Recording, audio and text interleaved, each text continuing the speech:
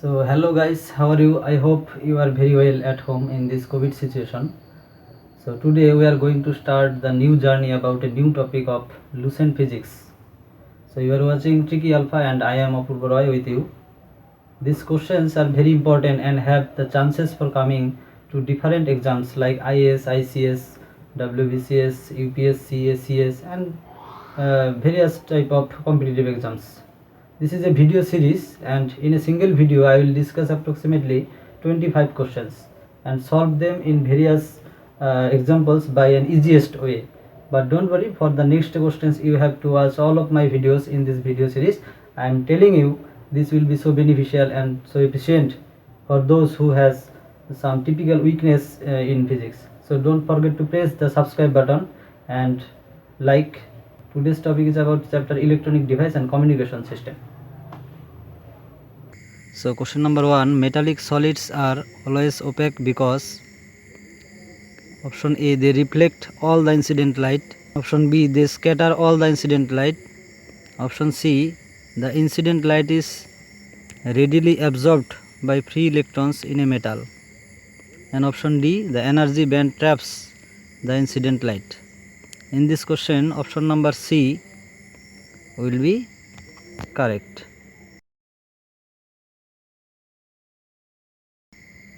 Now question number 2, when the temperature of semiconductor is increased, its electrical conductivity increases, remains the same, decreases, and option number D, none of this.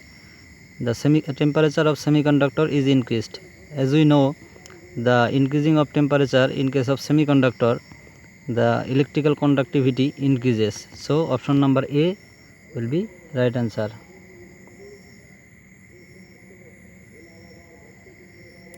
So question number 3, with the rise of temperature, the specific resistance of semiconductor, the resistance of semiconductor decreases with the rise of temperature. So option number C will be right answer. Question number 4, a pure semiconductor has an finite resistance at 0 degree Celsius. Option B, a finite resistance which does not depend upon temperature.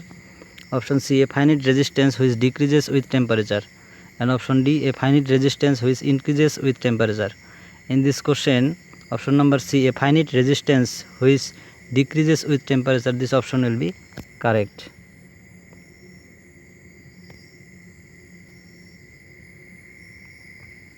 Now question number 5, the impurity atoms with which pure silicon should be doped to make a p-type semiconductor are those of option A, phosphorus, option B, boron, option C, aluminium, and option D, both B and C. In this question, the option B and C both are correct. So option number D is the correct answer. Now question number 6, if germanium has to be doped with a donor impurity, the foreign atom should be option A, tetravalent, option B, pentavalent, option C, trivalent, and option D, none of the above. So in this case, the option number B, pentavalent, will be your correct answer.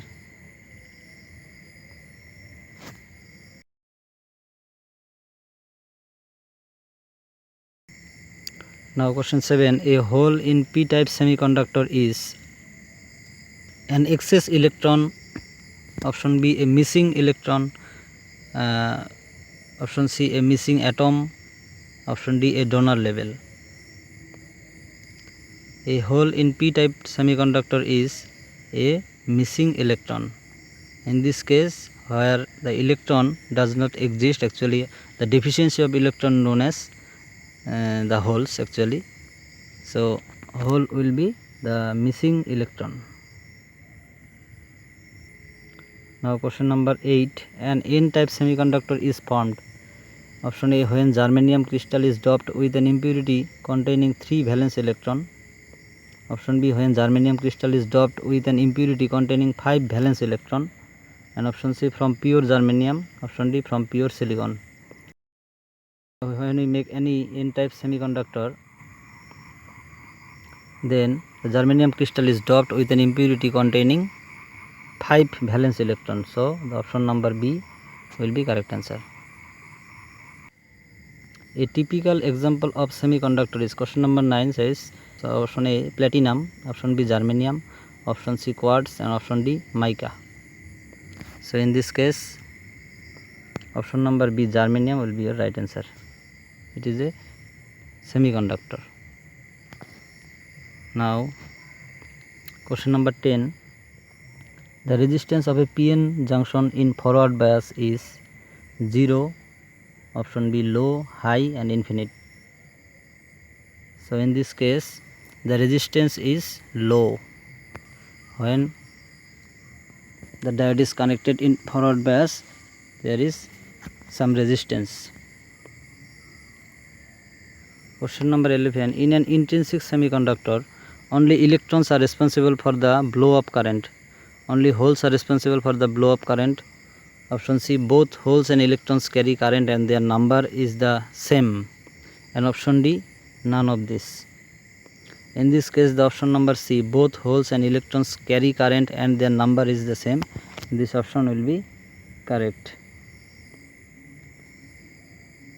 Question number 12, the reverse biasing in a junction diode.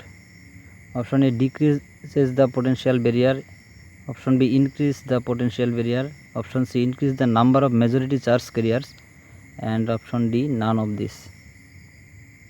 In this case the reverse biasing increase the potential barrier. Due to this reason there is no current flow through the diode. Question number 13, when arsenic is added as an impurity to silicon, the resulting material will be N-type, P-type, or N-type conductor, or none of this. In this question the resulting material will be N-type semiconductor. So option number A will be right answer. Next question, a diode can be used for amplification, modulation, detection, and rectification. So we know that a diode can be used for AC to DC convert. So in this case a diode is used for rectification. Option number D will be correct. Question number 15, a transistor is made of intrinsic semiconductors, doped semiconductors. Option C, a metal piece sandwiched between two intrinsic semiconductors, and option D, none of this. In this case a transistor is made up of doped semiconductors, because there is a p-type or n-type semiconductors.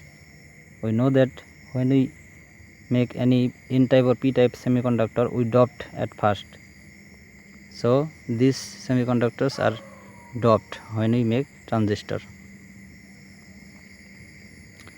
Question 16, a diode as a rectifier converts AC to DC, DC to AC, varying DC into constant DC, high voltage into low voltage, and vice versa. So we know that a diode is used for AC to DC, so it rectifies AC to DC. So option number A will be right answer. Now the question number 17, in a transistor the base is an insulator, a conductor of low resistance, a conductor of high resistance, and intrinsic semiconductor. So in this question the base of a transistor is an extrinsic semiconductor. So option number D will be right answer. Now question number 18, in a transistor, option A, both the emitter and collector are equally doped. Emitter is more heavily doped than the collector, and option C, the base is made very thin and is lightly doped. Option D, B and C. In this case the option number D will be correct, because emitter is more heavily doped than the collector and base is very thin as compared to the emitter and collector. So option number D will be right. Next question, in a transistor a length in a transistor the length of emitter is greater than that of collector. Length of collector is greater than that of emitter. Option C, both collector and emitter have the same length, and option D, none of this. So in a transistor, the option B, length of collector is greater than that of emitter. So option number B will be right answer. Next question, in a transistor the emitter is slightly more than the collector current, and option B, slightly less than the collector current. Option C, equal to the collector current, and option D, equal to the base current. In this question, the option A, slightly more than the collector current, this option will be correct. As you know, the emitter current is the summation of base current and collector current, so there is little more current than the collector and base. So option number A will be correct answer. So question number 21, in the use of transistor as an amplifier, option A, the emitter base junction is forward biased and the collector base junction is reverse biased. Option B, both the junction are forward biased, and option C, any of two junction may be forward biased, and option D, none of this. We know that the emitter base junction is forward biased and the collector base junction is reverse biased. So the option number A will be right answer. Question number 22, the positive charge carriers in semiconductors are positive ions, option B protons, option C positrons, and option D holes. So as we know, in electronics the positive charge means holes, so option number D will be right answer.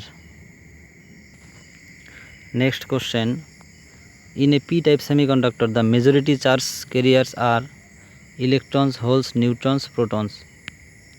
So in this question, the majority charge carrier in case of p-type semiconductor will be holes.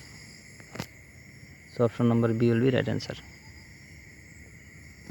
Next question, the unidirectional property of a p-n junction is useful for its use as a rectifier, oscillator, amplifier and transformer.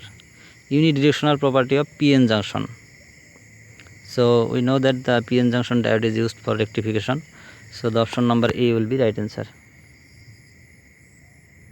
Next question number 25, at 0 degree Kelvin a piece of germanium becomes semiconductor, becomes good conductor, becomes bad conductor, and none of this.